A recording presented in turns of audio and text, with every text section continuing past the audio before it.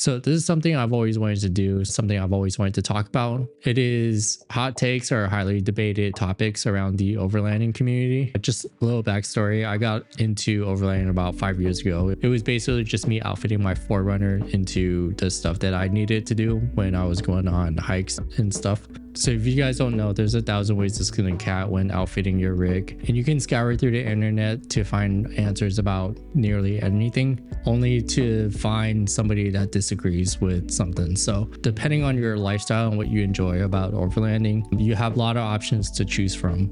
Take number one being aluminum skid plates versus steel skid plates. It's a pretty highly debated topic on which one you should buy or which material you should buy. At a high level view, the pros and cons about having a steel skid plate is, number one, the material is a lot stronger. They are also a lot cheaper. The cons of it is the weight, and I'll get to the weight in a little bit, but aluminum skid plates are quite the opposite of steel. It's a lot more expensive, and the material is it's not as strong as steel, but it weighs a lot less. So the question is, which one should you get? Honestly, I mean, this is an answer that you're going to get everywhere else. It kind of depends on what you do in your application. You see yourself rock crawling every weekend, I'd go with steel. If you are not rock crawling and your vehicle is your daily driver, probably 90% of the time, I go with the aluminum. But why I think weight is such a big deal is that, so number one is gas mileage. To be honest with you, gas mileage isn't really a top priority when determining your vehicle to overland in. You want a very capable vehicle. At the end of the day, the gas mileage is whatever your gas mileage is going to get.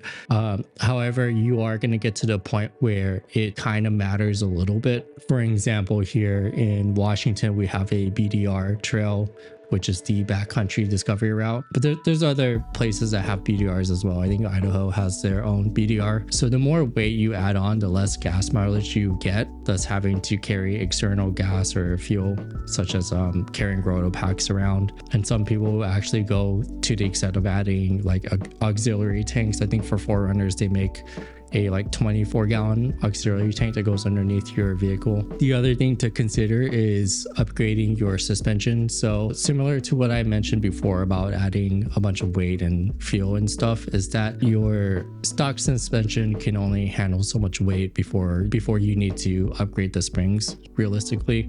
So for an example, a full set of skid plates, steel skid plates, I think run about 120 pounds, give or take. If you add, let's say, if you add rock sliders, a rooftop tent, I mean, the rock sliders itself are 50 pounds each, roughly. A rooftop tent is anywhere from 150 to maybe 200 pounds. So at that point, you're probably going to notice some sagging just by those mods itself. The point I'm trying to get at in all of this is that once you start buying gear, it starts to compound on buying other gear to accommodate. You'll need to be careful when starting off. Also, I feel like aluminum skids gets a bad rap for it just not being able to protect your vehicle. It's not like that aluminum skid plates are a piece of plastic that you put underneath your car or vehicle or anything. They're pretty strong. I mean, not as strong as steel, but they can take some sort of damage. It's not like you're gonna run into a rock and the aluminum plates is just gonna fall off immediately. At the end of the day, it's about having peace of mind. So if aluminum skid plates is gonna help protect your vehicle in your everyday application, go with aluminum. If you feel like steel is the way to go, steel is the way to go. But yeah, I mean, in my opinion, I go with aluminum. I don't think I do heavy off-roading as much as where I would bang up a steel or aluminum skid plate to the point where I need to replace it often. But yeah, I mean, you never know. So take number two, and that is, do you need a rooftop tent to overland? Short answer is no, not necessarily. It is nice though, but not necessarily. Is it justified to spend a couple $1,000s on a rooftop tent if you're just using it a couple times out of the year? So like I said, in my opinion, I don't think you need a rooftop tent to do any overlanding. I think at the end of the day, it's wherever you feel comfortable sleeping. If that's inside your vehicle, if that's outside in a ground tent. So for me, I think overlanding is about the journey along the way and just being comfortable with that journey It's not so much of like all the gear you bring. I think it's gotten to the point where it is about the gear, because everybody wants to feel protected. Everybody wants to have a peace of mind when they're out there. A lot of people solo, so being out there by yourself, having the ability to know that you're covered. For me, I don't know if this is going to make sense or not. I don't think I need a rooftop tent, but I also can't imagine not having one anymore. Yeah, I hope that makes sense. Okay, on to the next topic, and that is having recovery gear, or the bare minimal of your recovery gear, because you can actually go through a giant rabbit hole of buying a ton of gear, especially when it comes to recovery.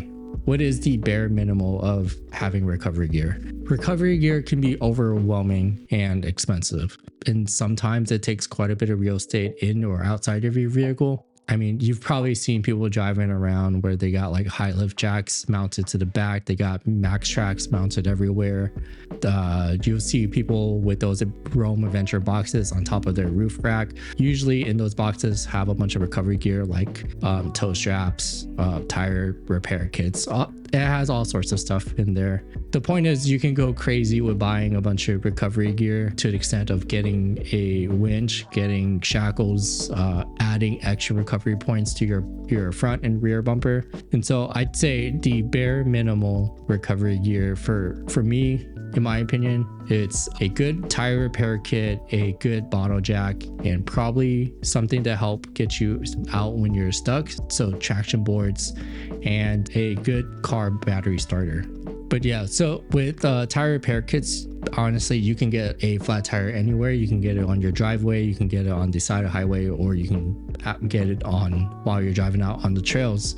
And so having a good tire repair kit, as well as spare tires and a bottle jack to do your repairs, I think is pretty important. Everything else, I think if you're just careful, you can get by. But in case you do get stuck, traction board is very nice, especially if you're driving in snow or really muddy areas. I've gone through trails that I did not think that was very deep. Turns out I got stuck going on there, and traction boards help. They're also, depending on which traction boards you get, some of them are multifunctional, so you can use them as shovels just in case you don't want to carry an actual shovel. The other gear is a car battery starter, kind of like the flat tire repair kit. Your battery can die at any given time, so having a peace of mind, being able to start your car battery, or at least starting your vehicle to get somewhere, is very nice to have. You can get a heavy duty tow strap as well. I think that's something good to carry along with you. It's not super expensive to just bring along. They're kind of easy to store as well, since they're just straps. Especially if you go solo, you really can't depend on other people to carry tow straps with them. So if any cars were to stop by, like if you're broken down or stuck on the side of the road, at least you have tow straps and they can help pull you out. Not so much of a gear or anything, but I think lastly, you just gotta be a competent driver. Kind of know when to put your car in neutral, when to reverse, drive forward, in and out. Kind of know your vehicle as well. So a lot of these rigs nowadays with like multi-terrain modes, lockers, all that stuff. Know your vehicles and know what to do in certain situations. There's no shame about wanting to take like a recovery class or anything. I think it's actually really important that a lot of people take recovery classes so they know what to do on trails. And they're a lot of fun if you ever attend one. The next topic is dual battery system versus a power station. Both actually work really, really well. I went through the power station route. I have the Jackery 1000. I can't really speak on the dual battery part of it as much. I'm actually hoping that you guys can add your take in the comments about having a dual battery system, because I'm actually very interested in that as well, and I still want to learn a lot more. I do want to know if it's even worth upgrading to a dual battery system while having the Jackery. But I guess it really depends on your application, right? So for me, I'm more of a weekend warrior kind of person. I go out every weekend. The Jackery works very well on the weekends, but I want to extend my trip a lot longer, and I've been getting consultations about it, and they said to upgrade to a dual battery. I'm still weighing out the pros and cons behind all of that. Anyways, if you guys fall in the same scenario as I do, where you guys go out every weekend or twice a month or something, and you need something to power all of your equipment, power station works pretty well. I'll give you an example. I have a electric blanket diesel heater, and I run the fridge full time, and the Jackery 1000 powers all of that and then some. At the end of my weekends, the Jackery is left with around 60 to 70%. That's without me charging the Jackery. So if I were to actually charge a Jackery while I'm driving, I'm left with maybe 80% upwards to 100. It depends on how long you drive, right? And during the winter time, I do have the solar panels with it too. And so depending on your seasons, the power station lasts a lot longer than that.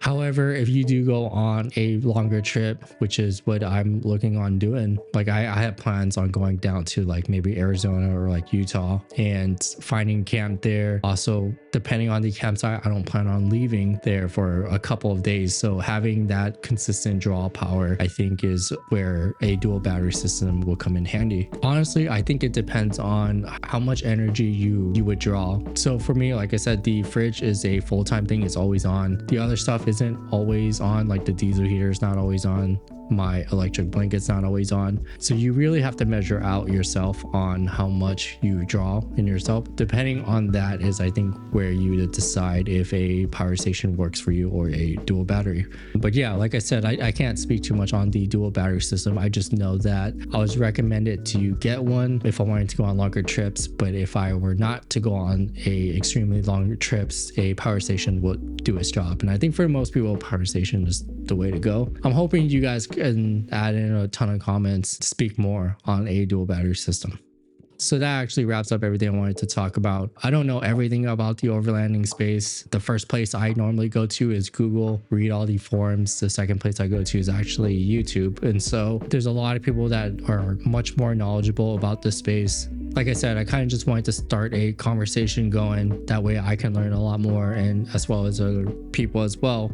I bought my Rago fabrication Molly panel for my water port just based off a YouTube comment. But yeah, I want to do a lot more of these. That way it just sparks a lot of conversations. I did mention in my last video that I wanted to go out to Vancouver, BC and kind of explore out in that area as well, but they just got hit with their first snowfall. And if you know anything about people getting hit with their first snowfall or snowstorm, is that you don't want to be anywhere in the area. So I'm just waiting it out until everything kind of dies down before I head up there. But yeah, that's my next planned trip. Stay tuned for that. All right, take care guys.